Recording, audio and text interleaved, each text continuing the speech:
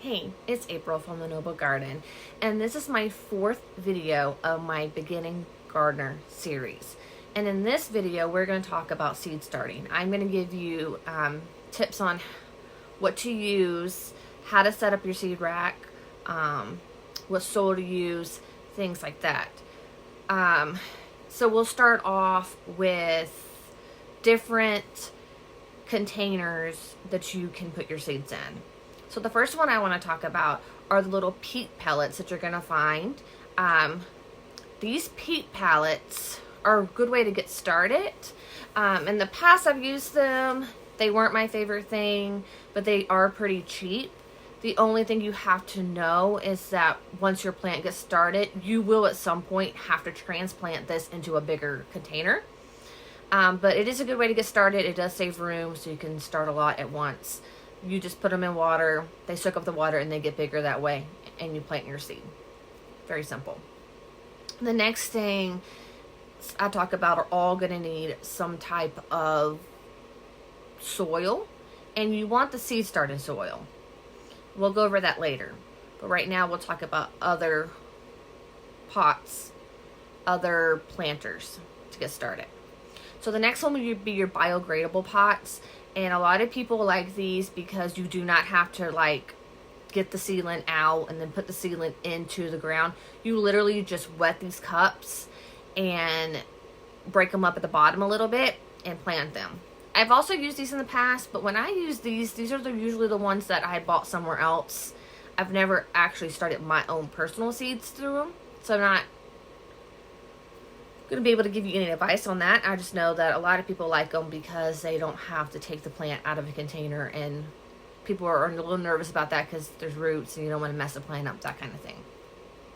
So the biodegradable pot or biodegradable pots, you just put the plant in the ground as it is because what you've planted in is going to degrade into the soil. The next thing you can do, and my favorite way to do it at this moment, is with these black cells. I'm pretty sure they're different colors. Right now I'm using the 4-packs, but you could buy 6-packs. You can actually buy the really small cells. Do know the smaller the cell is, depending on the plant, at some point you're going to have to also transplant those into a bigger pot. I've just had good luck with them, and I like to do mine in the 4 cells because things like the lettuces and broccolis and just smaller plants that I don't keep indoors for very long before I actually put them outside, I never have to repot them. Now tomatoes, on the other hand, peppers, I do repot into bigger pots, and as we go along, we will talk more about tomatoes and other things like that are going to be repotted. So just know if you use these cells, you may or may not have to transplant into bigger pots. The other thing that we can talk about there's these orange containers. I like them. I have used them and I really like them. I will let you know that when I got them in the mail from Amazon and took out their first one, I was very shocked at just how thin the material is and how squishy the cup is. However, I have gathered strawberry plants and traveled with strawberry plants in those cups. I've upgraded my tomato plants in them and pepper plants in them, and they actually work really well. They are flimsy. I didn't have any issues with them. And I have actually seen them in the Dollar Tree, so you can buy them at the Dollar Tree if you don't want to buy them off Amazon. You just got to look between the two and figure out which one's the better deal. The other thing, if you really want to be on the cheaper end because you're trying to do this on a budget, go buy you Solo cups. You could buy the smaller ones or the big ones. I have done both. I've seen small ones I'm pretty sure you can buy them still at Walmart, but I've also seen them at the Dollar Tree. The only thing about the bigger Solo cups is, of course, it's going to take more soil. So there's something I think about. But most things will not have to be transplanted because you put them in a bigger cup. The only thing about Solo cups you're going to need a drill or something to be able to drill a hole on the bottom for water drainage. So if you use any type of containers that aren't like garden containers, like people have used yogurt cups, butter cups, anything that comes in like a plastic cup, I've seen people use, because you can reuse your stuff. Just make sure first it's cleaned out very well, and that you have to put some type of hole in it for drainage. So there are the different types of pots that I have tried or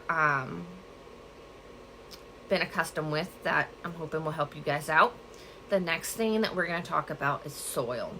So depending on how much you're deciding to grow, you have to find the cost-effective way of doing it. When I first started, I did the Jiffy. I find it at Walmart, and I really liked it. I had very good success with it. It was one of my favorite things to use. However, it does get a little costly. So I had to, once I got bigger into bigger things, I had to find a more cost-effective way of getting my hands on something. Last year, what I did was Coco Coir, and I did it with nothing. Coco Coir has no nutrition in it. But it's good at retaining water, and it's good for seedlings for that reason. However, Coco Coir, they come in blocks like this, and you're going to need some type of container to expand these. If you go this route, I would suggest mixing Coco Coir with worm castings, and forgive me on this word, I am unable to pronounce it, vermiculite or perlite.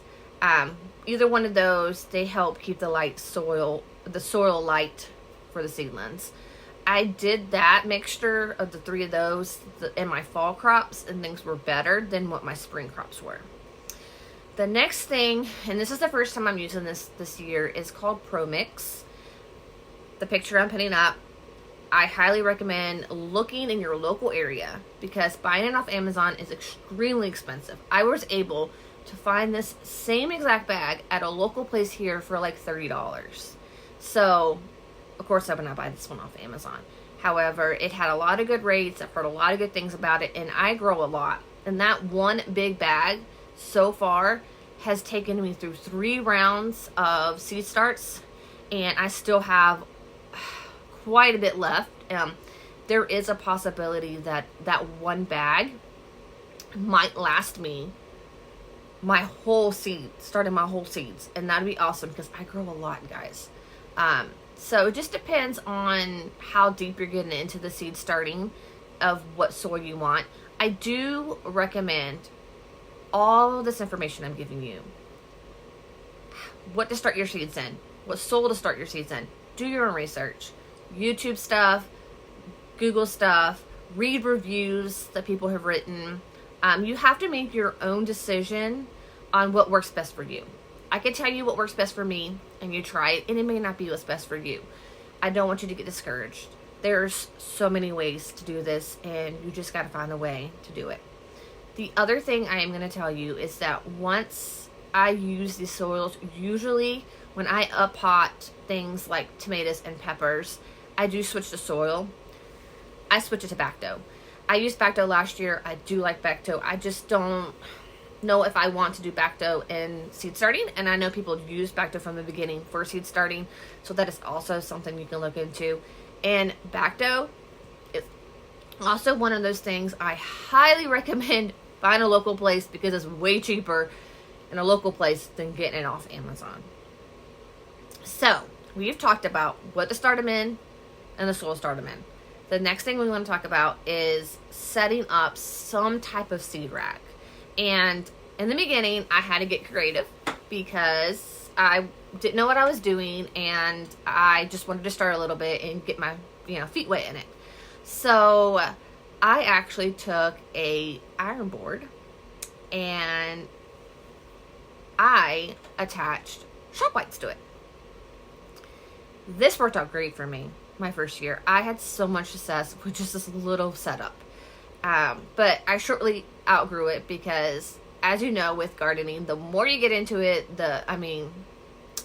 the more you want to do it and the more you want to start. And so then I ended up having to upgrade because I had so much stuff. So I actually borrowed a utility rack kind of thing from my husband's garage, and we put shop lights on it. And guys, I have used shop lights for years, and the biggest key to your setup is you want to get the lights as low as possible, because once the plant starts growing, it reaches for light. So if the light is high and the plant is this low, for example, that plant is going to keep growing to that light, and then you're going to have a stem that long, and that's called legging. And that is not a healthy plant. That is a plant that's going to struggle, and it's not going to be strong enough, and most of the time does not have any success in the garden. I have successfully grown some things, but my rate was way lower than when my stems were stronger. The only plants that I can tell you that you can really fix if that legging happens is tomatoes and peppers. And that's because you just repot them and you put the whole plant in the dirt. They're really the only two I know of that can do that. And I'm pretty sure there's more information out there about that too. But as a plant grows, you raise the light. That's what I have been going through. And even this round of seedlings, I have my lights pretty close. And I still got a little leggy, but I do think my plants will be fine. As the years have gone on, I have gotten bigger, of course, so I keep upgrading. And these last 2 years, I have used Grown Lights because I have been able to find good deals on Walmart to be able to do that. And this is my current setup. This is my current grow rack, and I bought this rack, I'm pretty sure from Lowe's, but there are multiple places, or even Walmart, but there are multiple places that even on Marketplace that you can find this maybe for a little bit cheaper. But I just wanted to show you different ways and different lights. So the top layer of lights, those are the grow lights I bought last year, and I bought some more in the middle just to give it more light. And then these are the shop lights. I have used these multiple times for multiple years. Of course, the light's off right now because it's dark and it's time to go to bed, but I wanted to show you guys my setup right quick.